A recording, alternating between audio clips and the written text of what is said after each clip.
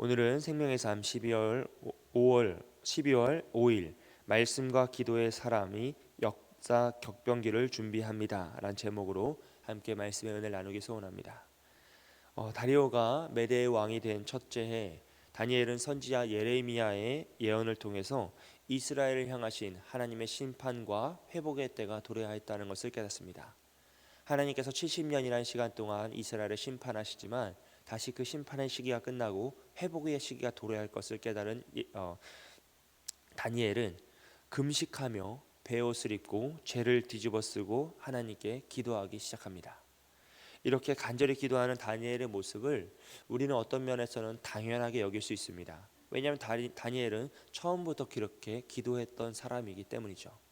하지만 이렇게 다니엘이 기도하고 있는 모습은 굉장히 특별한 일임을 우리는 기억해야 합니다.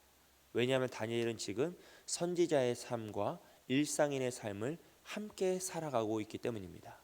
이게 무슨 말이냐면 하나님의 환상과 묵시를 보는 선지자들은 그 선지자의 삶을 지키기 위해서 일상인의 삶을 살아가지 않습니다. 이것이 대부분 구약에 나오는 선지자들의 삶이었어요. 그래서 선지자들은 주로 도시나 나라에 살지 않고 어디에 살아갑니까? 산과 들로 나아가죠. 사람이 있는 곳을 피해서 사람이 없는 곳으로 나아가서 하나님의 말씀을 듣습니다. 환상을 보고 묵시를 깨달아요. 왜냐하면 단순히 환상을 보고 하나님의 묵시를 깨닫는다는 것은 일상생활을 영위할 수 없을 만큼 엄청난 것이기 때문이에요. 그렇기 때문에 감히 인간이 감당할 수 없는 영역이기 때문에 일상생활을 하지 않고 주로 산과 들로 나아가서 하나님 말씀을 듣고 하나님 묵시를 깨닫고 나서 하나님이 나아가 전하라고 하시면 언제든지 세상에 나아가서 하나님의 말씀을 전하고 또 호련히 사라지죠. 이것이 원래 선지자의 삶이라는 것이에요. 그런데 다니엘은 밤중에 기도 중에 환상을 깨달아 그것을 깨닫고 묵시를 깨닫고 그것을 기록하고 있습니다. 그런데 그는 또한 어떠한 삶을 살아갑니까? 완벽한 일상인의 삶을 살아가고 있다는 것이에요. 심지어 그는 포로 생활 중에 포로라는 신분을 가지고도 너무나 완벽한 삶을 살아가고 있어요. 모든 왕들에게 인정받았고요. 원수들이 다니엘의 삶을 통하여서 그를 트집 잡고자 하였으나 그 어떤 것도 트집 잡을 수 없을 만큼 하나님께 기도하는 것 외에는 트집을 잡을 수 없을 만큼 완벽한 삶을 살아가더라라는 것이죠. 이것이 다니엘의 아주 특별한 모습입니다. 그가 단순히 기도하고 하나님의 뜻을 깨닫고 그것을 기록하는 것 같지만 그는 그것 말고도 일상인으로서 사회인으로서 너무나 대단한 역할을 감당해내더라는 것이죠. 어떻게 다니엘은 이렇게 환상을 보는 선지자의 삶과 또 일상을 살아가는 일상인의 삶을 잘 균형 감각 있게 영위할 수 있었는가라고 하였을 때 물론 그가 성실히 자신의 삶을 살아간 것도 맞지만 우리는 오늘 말씀을 통해서 그가 말씀과 기도 생활을 통해 그 균형 감각을 키웠다라는 것을 깨닫게 됩니다. 여러분, 다니엘은 선지자 예레미야의 글을 통하여서 하나님의 심판이 끝나고 회복되는 그 회복의 시간을 깨달았어요. 그런데 선지자 예레미야의 글이란 것은 언제적입니까? 이스라엘이 멸망당하기 전의 글이잖아요. 그러므로 전쟁이 일어나기 전에 쓰여진 예레미야 선지자의 글, 그것을 다니엘은 전쟁으로 나라가 모두 멸망하였던 시간, 또 포로로 끌려와서 포로 생활 동안 수십 년의 시간이 지난 지금까지 보존하고 있다는 것이에요. 하나님의 말씀을, 그 두루마기 성경을 너무너무 소중히 대하고 그것을 간직하고 또 그것을 늘 가까이하며 묵상하고 있더라는 것이죠. 이렇게 말씀을 가까이하는 그의 삶을 통하여서 그는 하나님의 뜻을 깨닫게 되고 자신의 인생에 나아갈 방향을 정하게 되고 그 인생을 순전히 살아가는 모습을 보게 됩니다. 또한 다니엘은 늘 깨어 기도하는 사람이었습니다. 정해진 시간에 사자굴에 들어갈 것을 알면서도 깨어 기도하였고 하나님을 예루살렘을 향하여 기도하였고 또 하나님의 때가 돌아야 했다, 회복의 때가 돌아야 했다는 것을 깨달았을 때는 더욱더 간절히 금식하며 기도하며 환상 가운데 나아가더라는 것이죠. 이러한 말씀과 기도 생활이 다니엘을 균형 감각 있게 하였고 하나님의 말씀을 깨닫고 하나님의 환상을 보면서도 치우치지 않고 자신의 삶을 잘 살아갈 수 있도록 그를 지켰다라는 것입니다. 오늘 우리 역시 마찬가지이죠. 여러분, 우리는 이 세상에서 하나님의 자녀로서 신앙인의 삶을 살아갑니다. 하지만 우리의 삶의 터전에서는 어떻습니까? 한 명의 사회인의 구성원으로서 사회인의 삶을 살아간다는 것이죠. 그리고 이 두 가지의 삶에는 정말 중요한 것이 균형 감각이에요. 어느 한쪽으로 치우치면 결코 아름다운 결과를 만들지 못합니다. 한쪽으로 치우치면 뭐가 됩니까? 맹신도가 되죠. 또 반대로 한쪽으로 치우치면 뭐가 됩니까? 불신자가 됩니다. 반대로 둘 다 연약한 삶을 살아가면 어떻게 됩니까? 가장 초라한 신앙의 삶을 살아가요. 신앙이 있는데 영향력이 없네. 너무나 초라한 삶을 살아간다는 거죠. 그러므로 우리는 이 두 가지의 모든 측면에서 균형 감각 있고 정말로 성실하게 살아가는 삶을 살아야 합니다. 그 비결이 어디에 있습니까? 오늘 다니엘의 모습에 있다는 것이에요. 하나님 말씀을 통하여서 나의 인생에 대한 비전을 깨닫고 이 세상을 창조하신 하나님의 원리가 어디에 있습니까? 이 성경 안에 있잖아요. 이 세상을 운영하시는 하나님의 법칙과 규칙이 어디에 있습니까? 이 말씀 안에 있잖아요. 그 말씀을 통하여서 하나님의 원리와 하나님의 뜻을 깨닫고 이 세상으로 나아가는 것이죠. 또 기도를 통하여서 이 세상 가운데 우리가 휩쓸려가는 것이 아니라 나를 향하신 하나님의 사랑과 계획을 온전히 깨달으며 내가 지칠 때 하나님의 위로를 받고 내가 길을 잃었을 때 하나님의 뜻을 발견하며 온전히 그 길을 걸어갈 수 있다는 것입니다. 이 기도와 말씀을 통하여서 다니엘과 같이 온전한 하나님의 뜻을 이루시는 저와 여러분이 되시길 주님의 이름으로 축복드립니다. 또한 우리는 오늘 다니엘이 깨달은 하나님의 말씀을 통하여서 하나님은 하나님의 말씀을 반드시 이루어내시며 하나님은 스스로 높임받으시는 분임을 깨달아야 돼요. 다니엘이 깨달은 것은 70년이라는 시간이었어요. 이것은 물론 예레미야를 통해서 예언된 시간이었고 정말 성경에서 수없이 반복된 시간입니다. 그런데 다니엘이 어느 날 이것을 깨달은 거죠. 그의 깨달음은 첫째로는 신앙적 측면에서는 하나님의 심판을 받는 인간이 감당할 수 있는 인내와 고통의 완전한 시간으로 해석될 수 있어요. 이 70년이란 것은요. 70년은 70이라는 수는 성경에서 완전수입니다. 그래서 인간이 하나님의 잘못으로 우리의 잘못으로 하나님께 심판을 받지만 그 심판을 감당하는 완전한 인내의 시간, 고난의 시간을 70년으로 표현할 수 있다는 것이죠. 두 번째로는 역사적인 시간적인 측면으로 보면 이스라엘이 첫 번째 1차 포로로 잡혀온 시간이 605년이에요. BC 605년입니다. 그리고 1차 포로 귀환으로 다시 돌아가는 시간이 BC 538년이에요. 68년의 시간이죠. 이 사이 시간이 70년으로 볼 수 있습니다. 또 예루살렘 성전이 파괴된 해가 586년입니다. BC 586년이죠. 그리고 다시 예루살렘 성전이 회복된 해가 BC 516년이에요. 성전이 파괴되고 성전이 회복된 시간 사이 시간이 무엇입니까? 70년이죠. 역사적인 시간의 측면으로 볼 수 있습니다.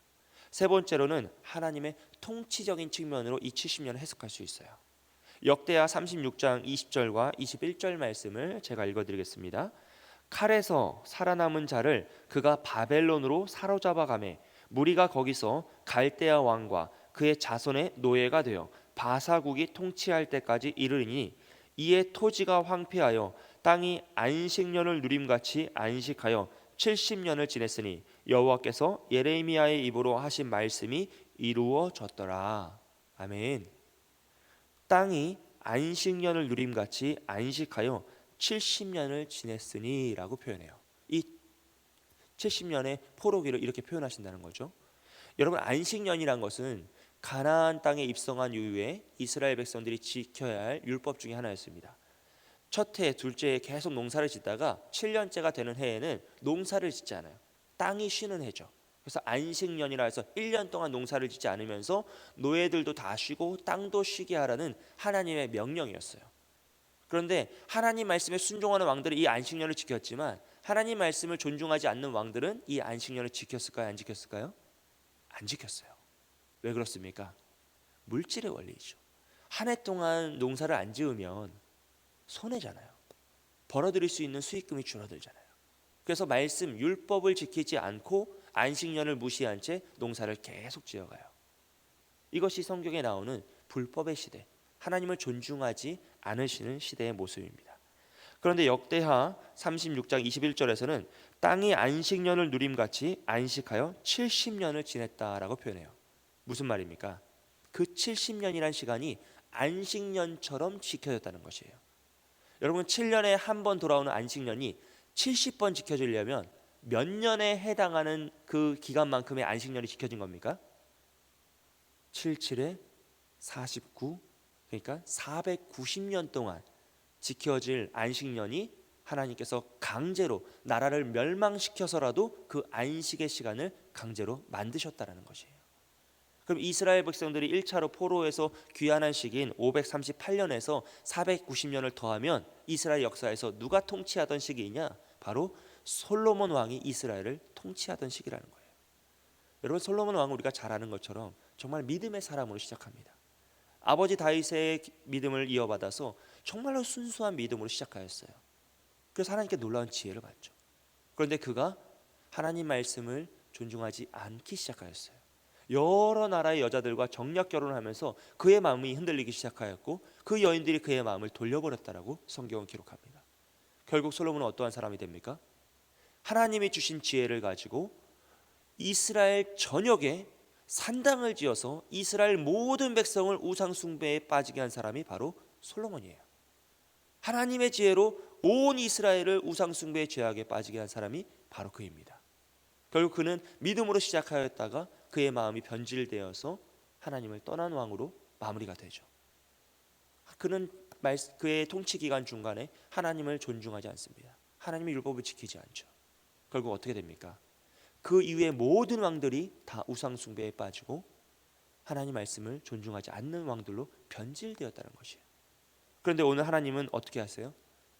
하나님의 말씀을 무시하는 그 왕들의 시기, 모든 통치의 시간들을 하나님은 나라를 멸망시켜서라도 스스로 말씀의 언약을 성취시키고 계시는 거예요.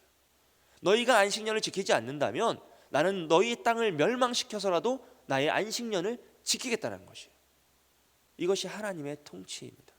여러분, 하나님의 말씀은 단 하나도 땅에 떨어지지 않습니다.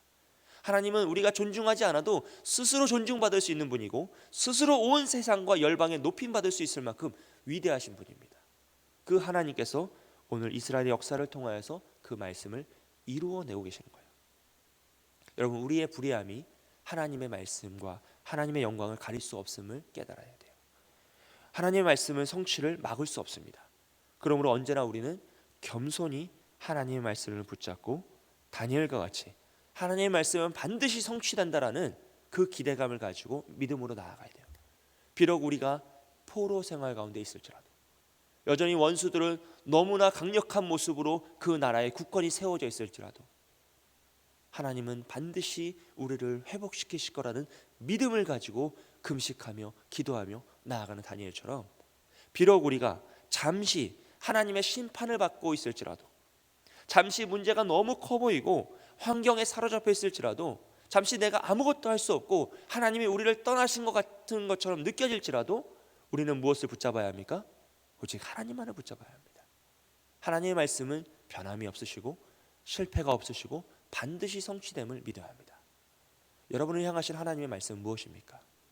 우리가 주님을 사랑하고 주님의 뜻 은혜로 믿음을 받아들이고 구원받은 백성이 되었을 때 하나님이 우리에게 주신 말씀은 무엇입니까? 우리가 자녀들을 위해서 기도하며 나아갈 때 하나님이 우리에게 주셨던 자녀들을 향한, 우리의 가정을 향한 말씀은 무엇입니까?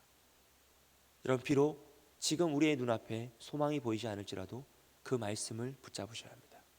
비록 내 뜻대로 일생들이 이루어지지 않고 일련의 사건들이 진행되지 않을지라도 우리는 반드시 하나님의 말씀을 붙잡아야 합니다. 그리고 다니엘과 같이 그 말씀이 이루어질 것을 신뢰하며 기도하며 나아가시길 주님의 이름으로 축복드립니다.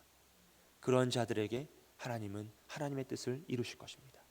하나님의 사랑은 진행형이 아니요 완성형으로 우리에게 주어진 것이에요.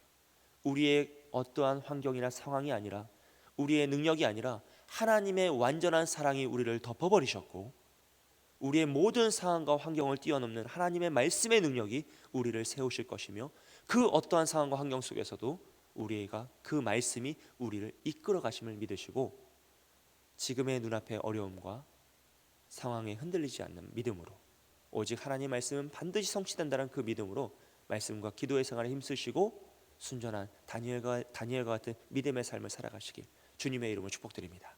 함께 기도하겠습니다.